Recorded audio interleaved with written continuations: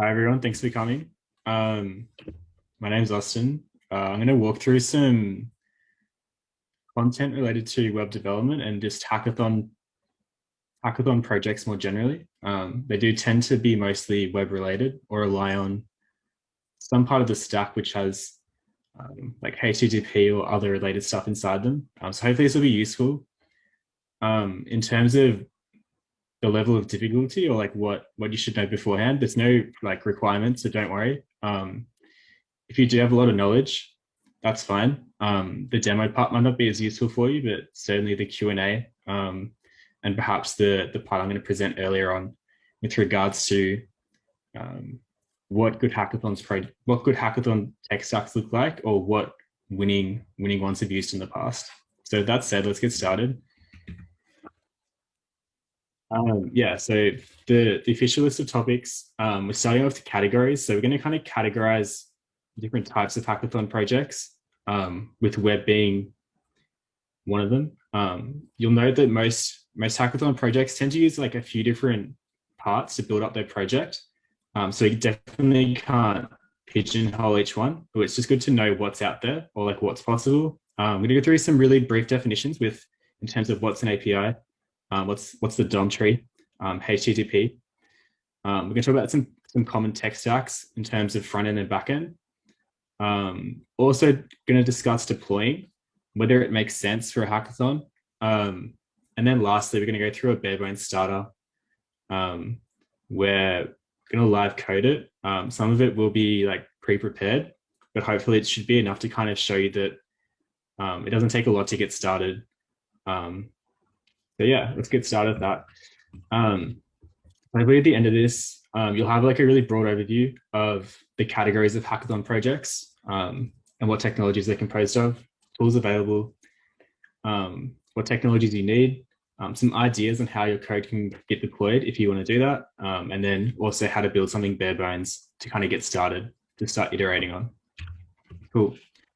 So to start out, let's kind of discuss the categories. So I've kind of like broadly categorized stuff. It's not always like directly applicable, and you'll find that most often the ones that win kind of span a few categories. But to break it down, we have like mobile or augmented reality. Augmented reality is kind of separate, but commonly it's used via a mobile device. So that's kind of why I've added it in there. And the tools or technologies we'll have here: Swift for iOS, React Native for both, Android for Android, which is like Kotlin or Java, and then Flutter for both. Front end, so this is kind of like what loads into your web browser, the JavaScript. And we have React, Angular, Vue, Ember, and Svelte. So they're all front end frameworks. An important thing to note here is that they don't specify the styling. They specify kind of you could think of it kind of like the back end of the front end. There's additional things that come on top of this to actually style it. So the CSS, or usually you have like a design system, or an off-the-shelf one, such as like Material UI, which we're going to demonstrate a little bit later. Cool. Something that's been, I guess, is pretty common. So machine learning, you'll see this a lot, and I think it's a really great thing to add to your project, but definitely don't have as the only part. So TensorFlow, PyTorch, Keras, and Scikit. Embedded, not as common, I guess, at our uni, unless you've done like mechatronics or something related, but still definitely viable. So Arduinos, Pis, or any single board computer.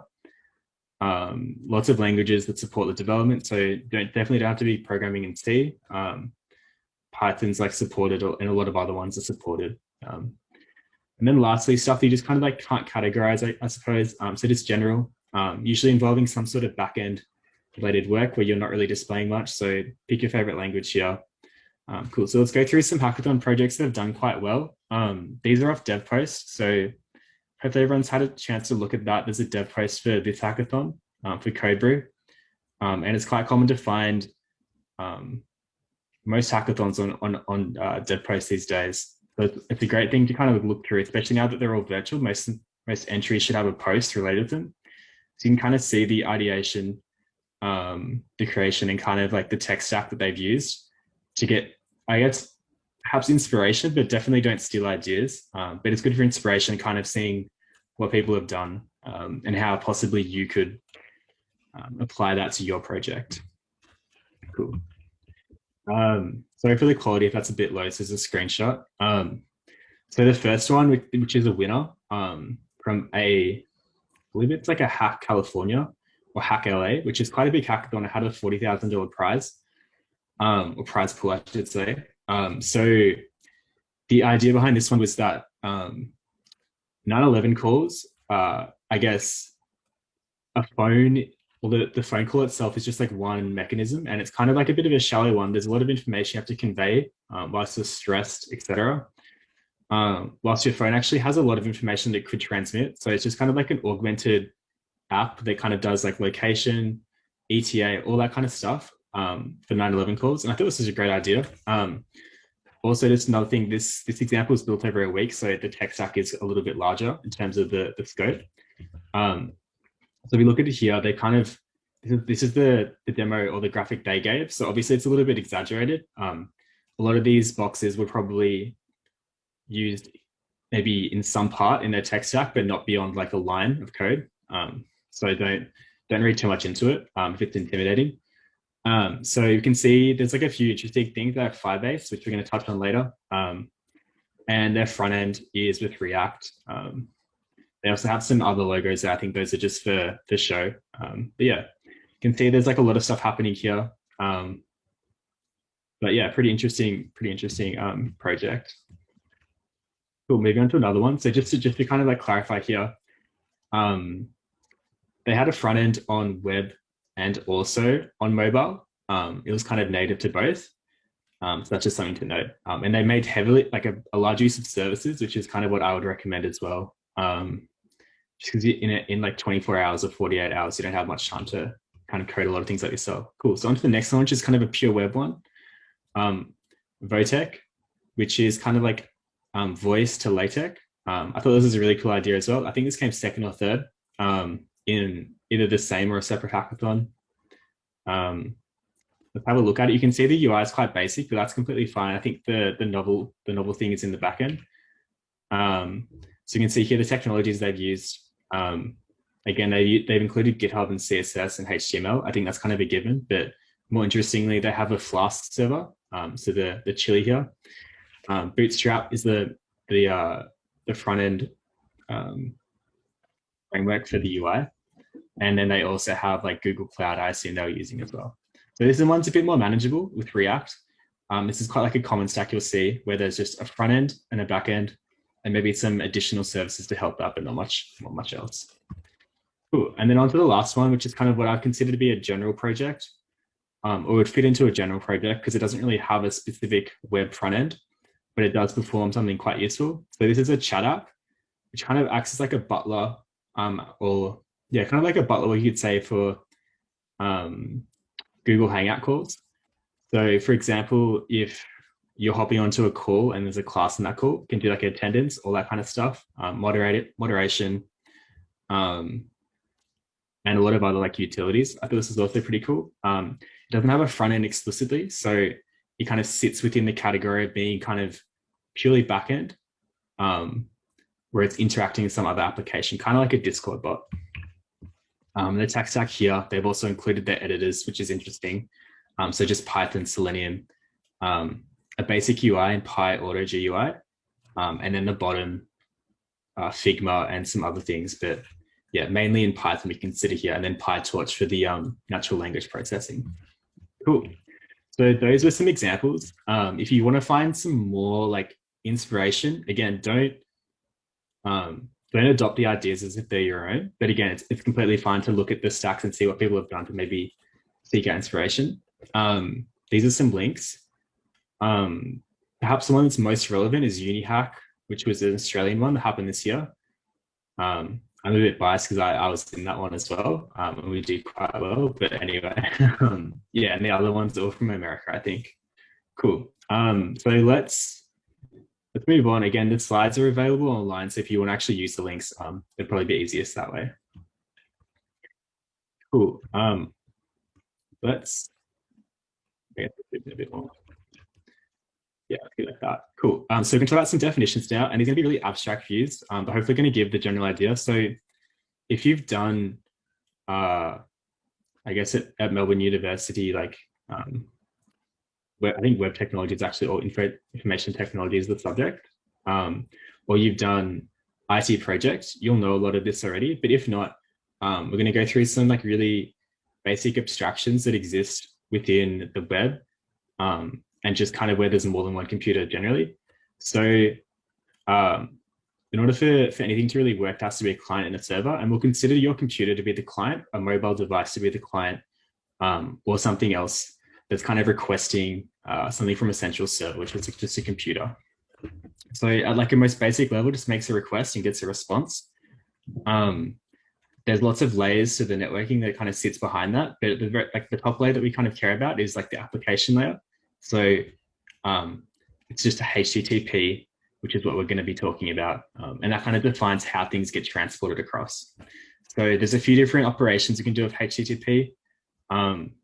If you really want, you can kind of like you can implement the same thing in most of these operations, apart from options.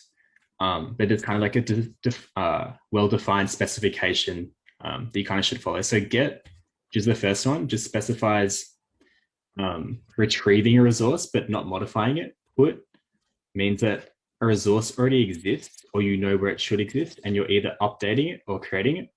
Post, the resource doesn't exist, or you're posting to a general address, and options is just to receive. Usually it'd be sent initially to receive what the server supports. And we get a response back. So that's the request. On the response, if it's 200, that's kind of the standard okay you'll get from a GET request. 201 is mostly for a post. 202 is for an asynchronous put or post. And there's a whole bunch of them. The general idea is that 200s are good, 300s are okay. They just mean like something's happened that it's not an error state. 400s are bad, but it's the client's fault. And lastly, 500s are really bad and it's our fault. So yeah, cool. Let's move on. So that's kind of like a really, straight introduction to web dev on the kind of interaction side. Let's talk about just purely on the client side, so the front end. When you open up your browser, there's code that's sent to it by some website. So that's the server. It makes a request and gets back a HTML document in most cases. And this HTML code gets rendered by your browser, or it gets built into a document object model tree, so the DOM tree. And from there, it can then render it using some CSS if there exists some, otherwise just as it is. So this is kind of the code that I guess gets sent. If you kind of look at it here, we'll start off with some tags. There's maybe a header and some body. And then it kind of gets transferred to this abstract tree where at each layer there's kind of a nesting. So you can see that initially here there's no actual space in between here, but it's going to add it for the title. Likewise, there's no like new line between the head and the body that we've like specified, but it's going to add it. So it kind of just like adds in some extra things similar to an abstract syntax tree that we're kind of augmenting. Cool. So this is what it would be like if we're using pure HTML. Or some sort of library that server-side renders. In the case where we're using a modern framework like React, which is going to have a virtual DOM, which does diffing, it's going to be a little bit different. And we're not going to go too much into it, just because tomorrow, I believe Aisha is going to talk more on some React related things. But essentially, you just need to know that that's a little bit more efficient if you want to do client-side rendering. Normally that's done in React or in Angular with like incremental rendering. And that allows us to update stuff really quickly and really dynamically, as opposed to having to re-render the whole tree or some section of it. Cool. So a little bit further on HTTP. I think I talked about the codes briefly just before, but just to kind of make this a bit more explicit. So the ones I discussed this year, 200s are good, 400s the client is bad, and 500s are either gateway failure, so like the load balancers failed, or the ingress has failed, or alternatively, we failed, our servers crashed, and we haven't not able to recover. Cool. So let's move on to some tech stacks now and kind of discuss what's I guess the pros and cons for a few popular ones. I'll make this quite explicit. These definitely aren't exhaustive, and there's been a few, I guess there's kind of like a few new ones that perhaps you might want to consider. But I'll talk about like kind of the very, I guess the most popular ones in decreasing order. So starting off with React, which is this kind of like galaxy icon on the far left. So this is released by Facebook or open source by Facebook. It's the most widely used one, and it's like the most commonly used one as well, which is a big pro. I think it's a great thing to learn if you don't already know it. The cons for this is that there's a lot of conflicting styles and it might be a little bit confusing to start out. But I would probably recommend this if this is your first time doing a hackathon and you want to build something that requires a website. Cool, moving on. Google's framework. If you watch Ben Awad's videos, he doesn't really like Angular for some reason. It has kind of like a batteries included approach, whereas Angular doesn't. Has good documentation and a good community, mostly because people would have left to go to React, so only kind of the hardcore diehard fans are still left. The cons is this kind of dying slightly, and that it might not be the best option for a first framework in terms of like future stuff. Next one's Vue, relatively new, not really, like 2 years. It's novel, it's quite nice, it's less beginner friendly. And then lastly, just pure HTML. So you can do a lot here if your application isn't really heavy on the front end. It should be fine just to have an HTML document, and it's the building block that's used in all the other ones. Yeah, I think overall React would be the best option for most teams. Right, let's move on. Cool. So onto the back end. A few different things to touch on here. Generally, I guess if you're not familiar or you haven't done web programming before, normally we use a library that's going to manage a lot of like the infrastructure that's going to, I guess, accept requests, send requests in that previous model we had, and have a lot of like nice stuff included in it, just because we don't want to code up an asynchronous kind of like HTTP server by ourselves or client. So this kind of like it provides that abstraction for us. So starting out, we have Django, which is a little bit heavy, but it has great features. Moving on, the one which most people might use, or most people probably will use, if they were to build a backend, just required like CRUD functionality, is JavaScript. So Node.js with Express, so Express being the server.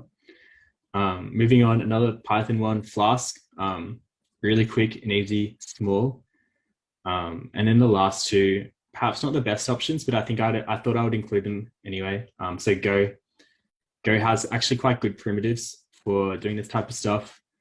And lastly, Java Spring Boot, which is pretty heavy. So I would probably not recommend this unless you have previous experience. In terms of the cons, they definitely all have their trade-offs. In terms of a hackathon environment, I think Node.js with an Express server, so the second one from the left, makes the most sense. However, I think it's just, if you have previous experience, it's really just whatever can get the job done the quickest. So just use whatever you're familiar with.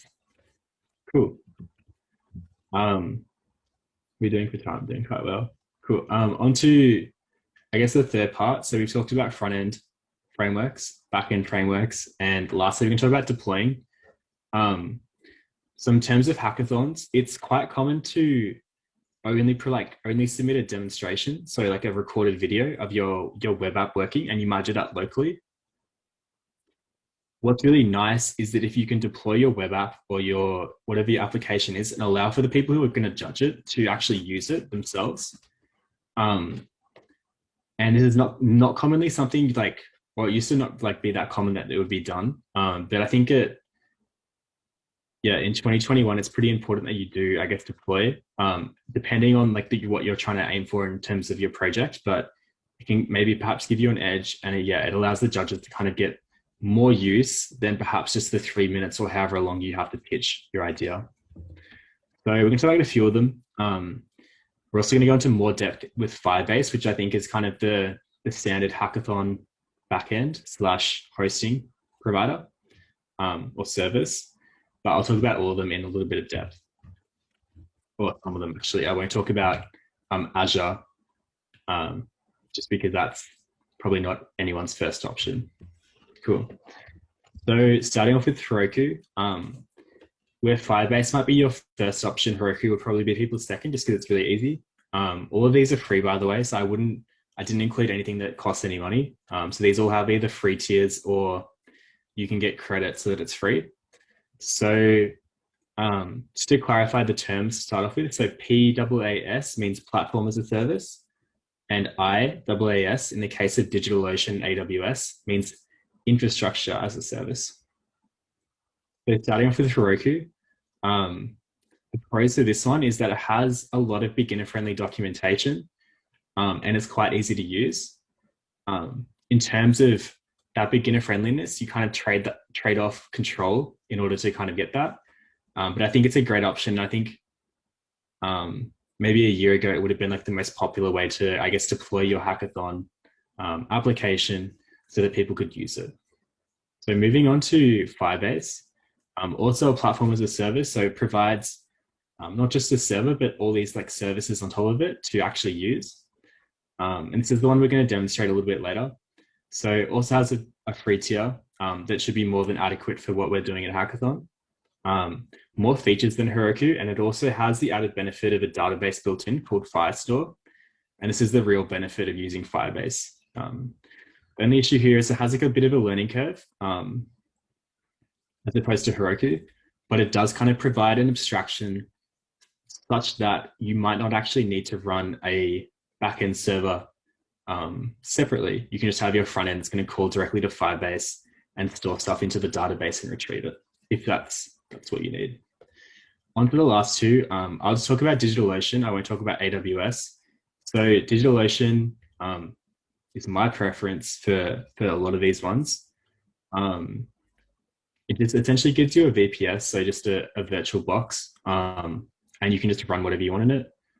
The con for this is that it's a little bit more setup, and it's probably going to be, unless your project depends on running a lot of different code, it's probably not your best option. This is probably only like ideal if you perhaps want to use Docker or something else related to that. And then AWS, I would recommend not using it unless you know what you're doing, or you've previously used it. It's quite heavy. Cool. So yeah, probably what the most common example or most common stack would be is Material UI for your UI framework, React.js to have on the front end. And that's your front end layer done. That would then talk to on a server, Express.js, which is in the Node.js. And lastly, they would be deployed on Heroku. So yeah, this would probably be the most common stack like you would see. It's quite like a reliable and easy to use stack. So yeah, cool. So what we're going to do now, done pretty well for time, is we're going to go through a demo. We're going to go through it like fairly quickly, so don't try to follow along. If you do want to look at the code, it's available on the slides. There's also a more detailed guide also in a markdown document. Hopefully the demo is going to kind of serve to show that it's quite easy with a lot of these platform as a service products, or yeah, like a software as a service as well. It makes it quite easy just to get started really quickly and get something off the ground that you can then iterate on for your hackathon. Cool. So with that, let's go through a really brief overview, like architecture outline. You can see it's pretty basic. So all of the code that's going to sit for this application is going to sit in one file, which if you have done any like software engineering classes, your professor or your lecturer would say is really bad. But we're doing a hackathon here, so we didn't have time for any of that nonsense. Your client, which is going to be the web browser, is going to be running React, and that's going to call the Firebase API. Under the hood, Firebase is going to route the request to Firestore, which is our database, and it's going to store some stuff in there. And that's it. So it's pretty simple.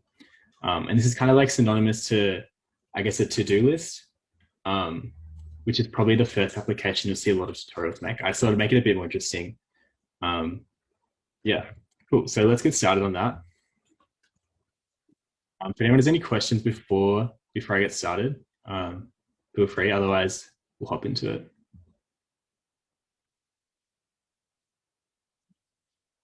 Okay, cool. All right. So hopefully everyone should be able to see my screen. I'm going to start with a few commands. So there's something called create React app, which kind of puts in a lot of boilerplate for you. And it's the easiest way to kind of create a build system for React. So I have a command here. I'm just going to use npx create React app, and then I'm going to name it CodeBrew hack demo. And then I'm just going to move into that folder. So let's run that. Might take a little bit to actually get started. Depending on how fast my internet is, it's going to download a lot of stuff.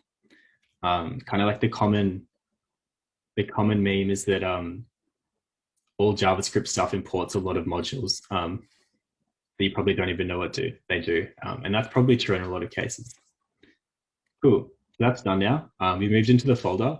We can see it's going to spit out a few commands. It's also created a Git repository for us, or it's init, done an init command to create a Git repository. So what we're going to do now is we're going to move to the source folder, and we're going to open up that app.js, so that that one file that was showing on the earlier slide, and we're going to take a look inside. Cool. So starting out, this is what you should probably see. There's like a whole bunch of stuff in here. Let's move over and start running it as well. I'm going to run yarn start. And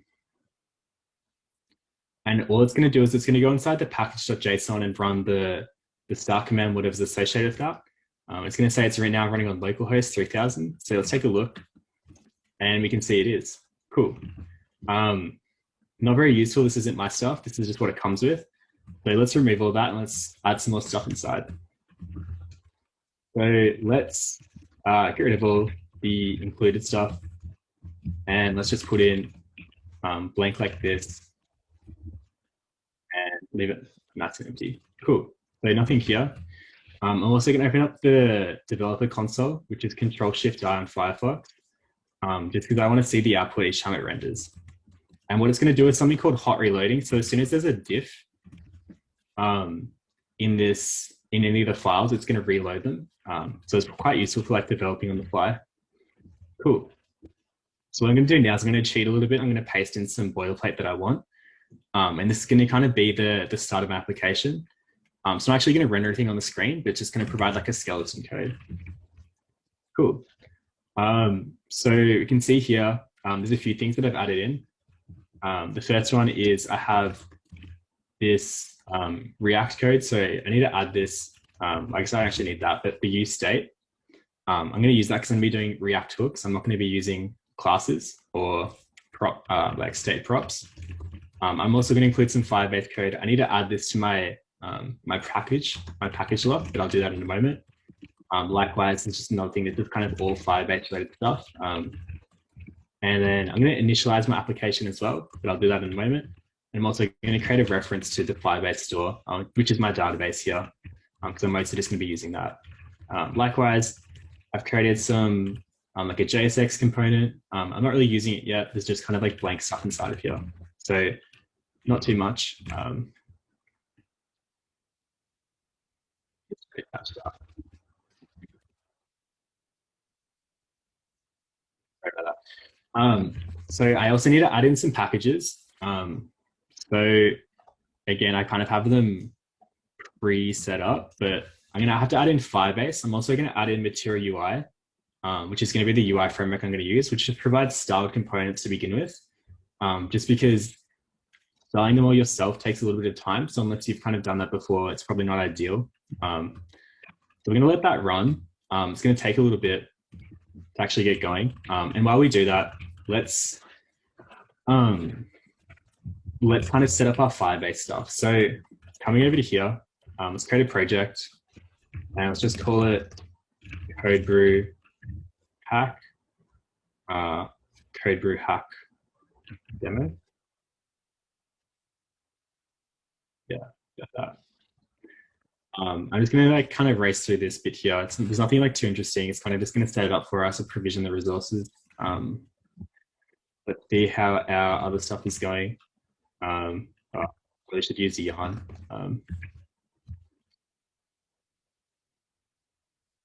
And then that'll work. Oh, yarn add. Cool, there we go. Cool, so project's ready. Let's hop into it.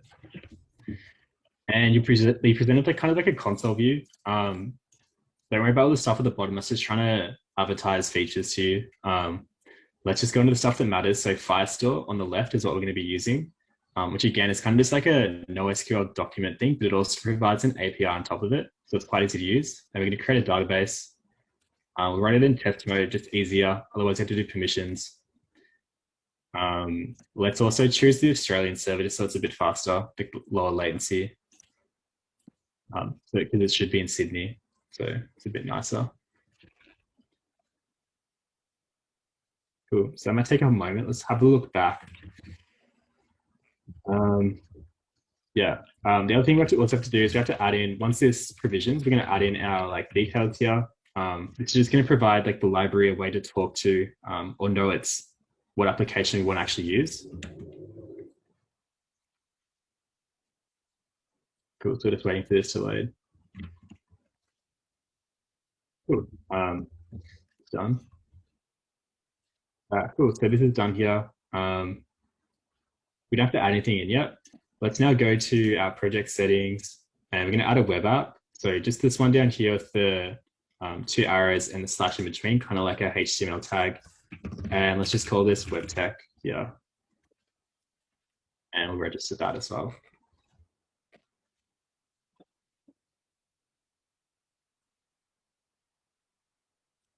Cool. Let's skip over all this stuff. And let's just get our details out. So we're going to go to project settings, which are already on, and just go to config. And we're going to see all of this stuff out.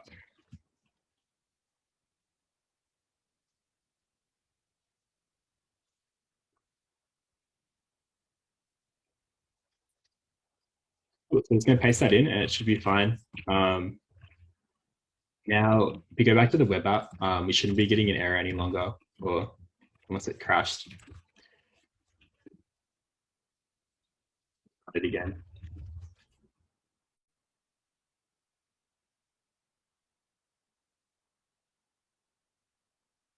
Cool. So we got some warnings, but that's fine. Just means we haven't been using. We've imported some stuff we haven't used, but we will use it later. Cool. And we got a blank page here. Again, so it's loading fine. All good. So let's actually add some stuff in here and let's start rendering some things. So in our server list, which I have this component here, what I'm going to try and do is I'm going to try and load or create some code that's going to load servers in, but also create servers if I want to add them. So the first part I'm going to create is a separate module or separate, function I'm going to load. I'm going to call this server entry. It's going to take some props. It's not going to return or like render anything yet, but it will in a moment. It will just say our server is going to be equal to props.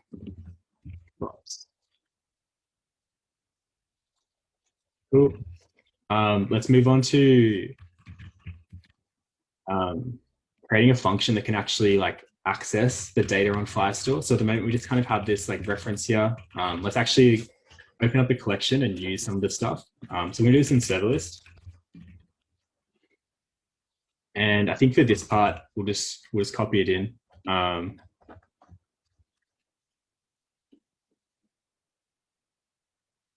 Or here. Yeah.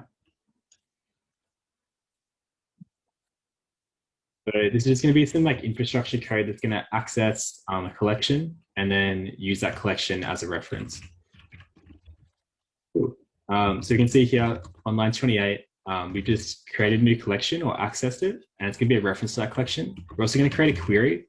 So that query is going to access that collection and then retrieve the first 25 elements ordered by the create at time, which is the field I'm going to add. And then lastly, the servers is just going to be using this kind of query to actually access it, and we just have to specify the ID field as well, which is just going to be a unique field. Cool. Now what we can do is we'll add in some use state hooks. Let's go title. I want to have like a title maybe and like maybe a address.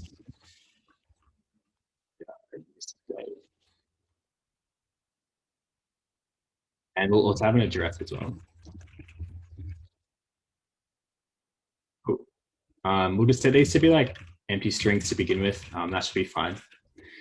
Cool. So moving on, we want to be able to add servers to this. So let's create some stuff to do that. And then from there, we can then actually start like loading in or loading in the servers. So the language, oh, sorry, I didn't see a question. So the language being used is JavaScript, but we're using React, like JSX kind of syntax and type inside of the return statements. So that's not going to be quite the same as HTML, but it's called very similar. So everything else is just React or JavaScript. Cool. Yeah, so let's do a const create server.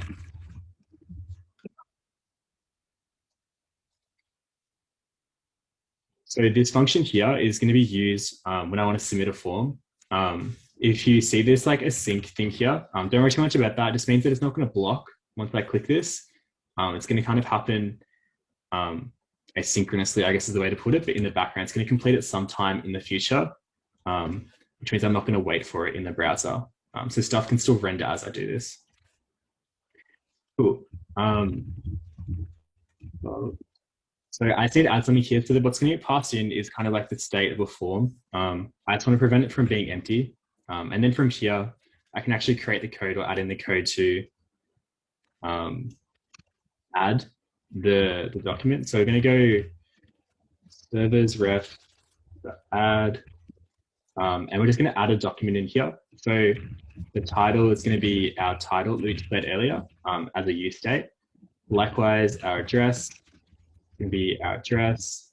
I think we also probably want to have like the created at field that we use. So let's go created at. It's going to be, I think, firebase.firestore.field.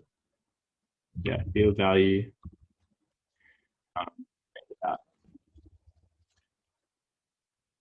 Service timestamp. Cool. So that's done. That seems pretty good. So it's added it now to the server. Last thing we just need to do is, I guess, kind of clear our local variables or clear our state, our use state. So let's just go set title as empty, and likewise, we're just going to go set address as empty as well. Cool. So that should be fine. Let's see how this is going to load. But yeah, it loads fine. Let's add in the form code. This one's going to take a little bit longer. I'm just going to copy it in because it's a little bit verbose. So, and I'll also copy in the imports. I'm just copying in here. This is kind of just like the code that's going to be rendered on the screen. So it provides the user interface to actually submit a form or submit some item. Cool. I think we have a slight error on line 92. Just close that off. Cool. And hopefully it should load. You can see how it's going here. Seems fine. Cool. All right. So we have this done now.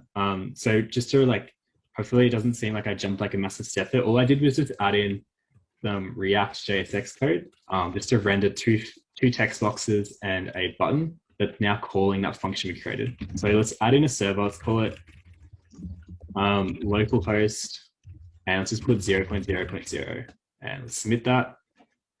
Cool. Nothing came up because we're not reporting or anything, but let's have a look here. Maybe let's log on it as well. So let's log here.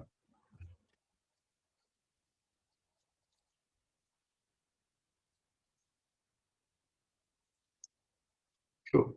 And now in the console, we're going to get kind of this object. I'm not sure if maybe it's a bit too small. I'll make this a bit larger. You can see that we just added that and it's showing fine. So let's now render our servers. So we're going to come back to this component we created earlier, and we're going to do something really simple and a little bit hacky as well, actually. We're going to use a list for each item. And then we're also going to use a list item, which is kind of, these are just all kind of components that Material UI gives you. And then inside of here, let's just put in some list item text. And then this one, we can just add in a primary. It takes two props, takes a primary, which we can say is going to be our server.title. And let's say our secondary text is going to be server.address. Cool. Hopefully that ran okay. We'll see in a moment. Oh, we also need to call this function so it actually does anything. Let's also do that. So let's map over here. Let's go if servers exist. And also, so if they do exist, we're then going to go into it. And we're going to map over, so servers.map server, and just going to call a component server entry. And say server is equal to server. Cool. Cool. So we have our localhost one. Let's see if we can add another one. Let's say #1 Minecraft or Christian Minecraft server. It's going to be Minecraft.faith. And it shows up. So it seems like it's fine. So now we've kind of got like our basic functionality. I think this is pretty good. You can see that maybe if I open up a second browser, it should still be there, just to show that it's not just like maintaining it in local state. Let's add one more. Let's go masks. And yeah, so it seems fine. So there's a few more like quality of life things we can add. I'm going to add them really briefly in terms to make it like look a little bit nicer. But I think from here we can kind of see that all we really need to have is a collection. And then using that collection, we just need to add an element to it to like kind of have that CRUD capability. And it's quite quick. Make it look a little bit nicer just because it's a little bit, I guess, hard to kind of distinguish things at the moment. So let's go to here and add that in. And again, slight error. I think we have a double dipped on the closing parentheses. Cool. So now we have a paper, we have some logo, and we can copy it. So it's just going to copy it for us. And I think that's about it. So yeah, you can find the code. You can see this is like super basic, but it should be enough to kind of get started and have something which can persist user data and shows kind of how easy it is to kind of get started with, I guess, certain tools. Cool. So back onto the slides. Not what I'm doing, but we're going to go through some of these projects and take a look. I'm just going to write a commentary on them, just because I think that's useful. If it wants to load, there we go. So again, on dev posts here, we can see every hackathon is going to have like a project gallery, and I think CodeBrew is also going to have one where you submit you do your submission. And you can see here has like this tag here for winner, and extremely useful to kind of like scroll through and go through each one and see, I guess, what they did. You can see it's like an overall winner or like a runner up. You can find like quite useful, I guess, inspiration in terms of like, or also like an idea of the quality that's required to, I guess, do quite well. So I think I wanted to look at this one, but perhaps let's look at UniHack.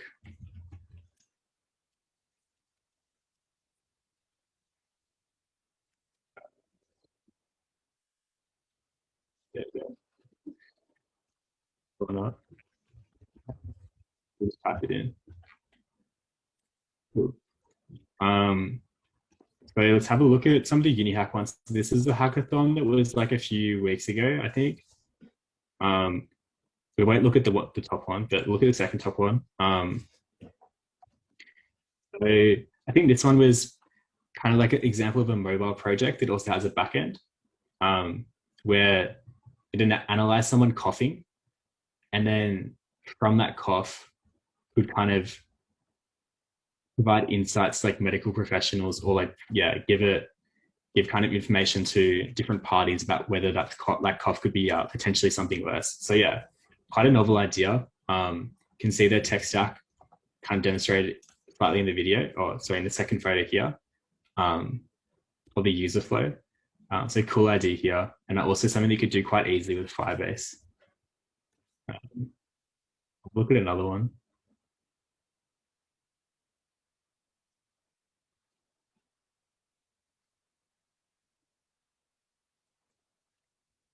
So you'll see that there's actually quite a few of these similar ones to this with the check-in system on like a lot of separate hackathons that have occurred in the past like 4 months or 5 months, where people are doing, I guess, embedded in this case, but in a lot of cases it's mobile applications to kind of make the uh, tracking a little bit easier or sign in a little bit easier, like for Corona.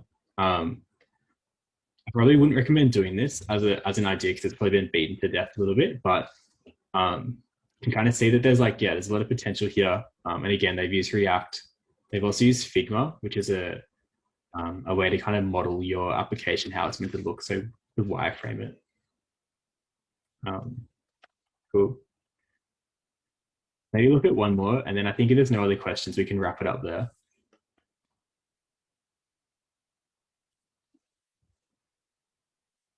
Cool. So onto this one. Another kind of like feature of like student hackathons is ones that I guess students have student problems, and student problems are like a lot related to employment after university. And this is kind of a great example of that. And I think this project, I think I already watched the demo, but yeah, it's okay. In terms of their product is trying to provide some intermediary between companies and students. And in this project, they used React as well and Firebase, so an identical stack to the one I presented just before. Cool. I don't think any further questions, so I'm going to leave it there. So just as a reminder, the code and the slides are available online on the CISSA event. If you have any other questions, feel free to chuck a message into the Discord, so the hackathon Discord or the CISSA Discord, and I'll answer them there. But if not, good luck for everyone. And hopefully this provided some information on how to kind of get started. I'd highly recommend maybe creating something like similar or going through the tutorial to create something to get a bit of confidence behind you. But yeah, otherwise, good luck, and I hope you all the best. Hope you all win if that's possible.